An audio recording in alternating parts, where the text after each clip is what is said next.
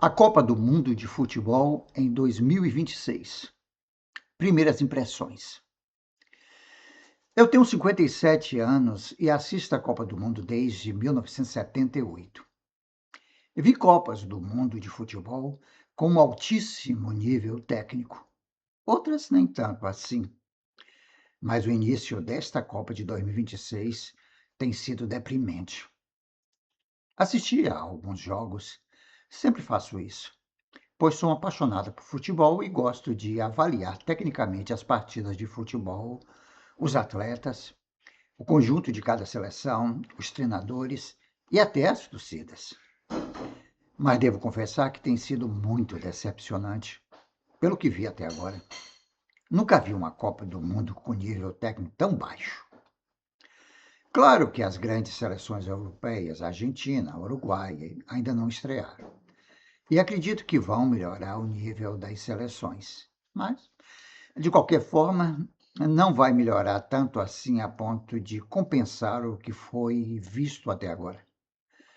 Essa melhora vai ficar por conta de Messi, Mbappé, Dembélé, algum jogador inglês, holandês ou alemão, dessa nova cepa, que nem sei os nomes.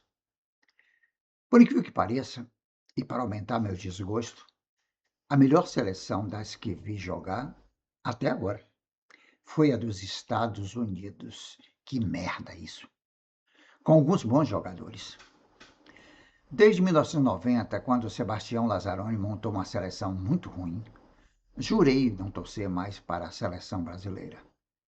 Minha preferência era ver a graça e a técnica apurada dos jogadores de países africanos, como Nigéria, Camarões e Senegal, mesmo sabendo que não venceriam as Copas, pois apesar de muito técnicos jogarem um futebol alegre, jogavam sem objetividade e de forma descompromissada.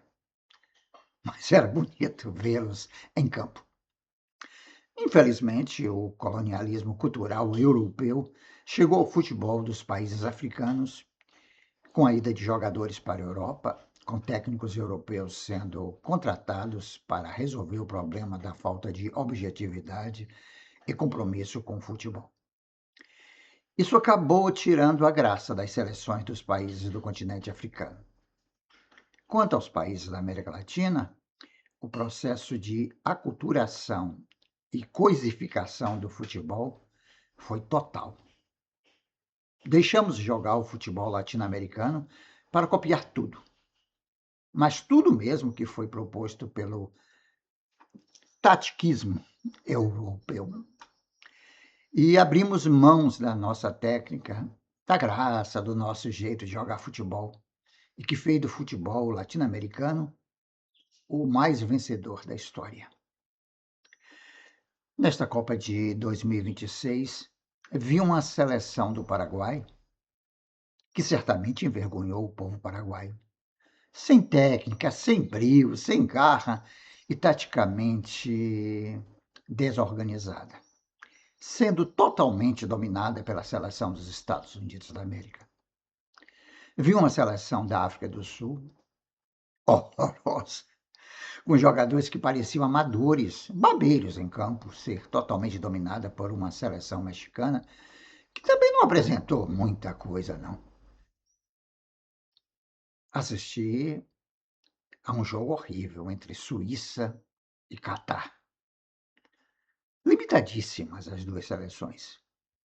Mas a Suíça, um pouco melhor, venceu a partida. Quanto à nossa seleção brasileira, que tristeza. Saber que não passamos de um grande esquema comercial entre a CBF e os patrocinadores de jogadores, operadores do mercado do futebol. Um jogo de cartas marcadas, que nos obriga a torcer para um time cheio de falsas estrelas do futebol. Jogadores muito abaixo da média, que são vendidos como grandes astros, como craques, e que entram em campo e não conseguem entregar nada para uma torcida ingênua e apaixonada por futebol, que acredita nesta farsa que chamam de seleção brasileira. Nossa seleção mostrou hoje todas as limitações que um time pode ter. Marcam muito mal, se defendem de forma errada, sem criatividade nenhuma no meio de campo, péssima ofensivamente, coletivamente ruim, com atletas que lembro de muito longe o futebol brasileiro, a pior geração da história do nosso futebol. Talvez, se não fossem pelos esquemas financeiros entre a CBF e os patrocinadores e investidores dos jogadores que estão na Europa, se tivessem convocado jogadores que realmente representam o jeito brasileiro de jogar futebol, e o Campeonato Brasileiro tem mostrado que ainda há jogadores aqui no país que vestiria a camisinha amarelinha da seleção brasileira com muito mais qualidade do que esses que estão lá, teríamos um time melhor. Mas acredito que possa até vir mais um título para o país. Eu não vi nada de extraordinário em nenhuma seleção até este momento. E como já ouvi que essas nulidades que entraram em campo hoje são considerados os melhores em seus respectivos times na Europa, acredito que mesmo Espanha, França, Portugal e Argentina não estejam tão boas assim. Juro que a minha maior decepção nesse primeiro jogo da seleção canarinho foi com a seleção de Marrocos. Pelo que jogou na última Copa, em 2022, esperava um futebol mais consistente e interessante. Até que coloquei um bolão, uma vitória por 2-0 para a seleção de Marrocos. Mas, sinceramente, espero que a seleção brasileira jogue melhor o próximo jogo e faça jus ao fato de um dia termos sido reconhecidos como o país do futebol, a escola do futebol arte.